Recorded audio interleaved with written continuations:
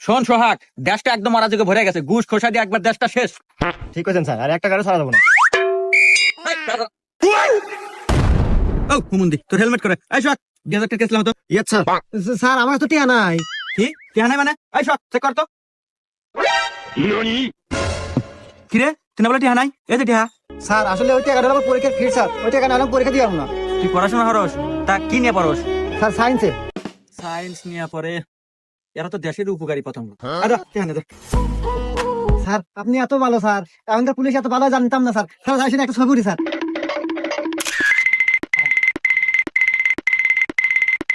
Hello. এ নির্বংশে, আজকে যদি তুই শাড়ি না নিয়ে বাড়িতে ফেরস, তোর কপালে দুঃখ আছে। আচ্ছা আচ্ছা ঠিক আছে ঠিক আছে, আচ্ছা আচ্ছা।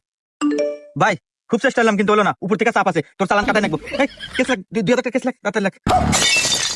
এই যে টিয়া দে তাড়াতাড়ি। চাপ প্রচুর চাপ।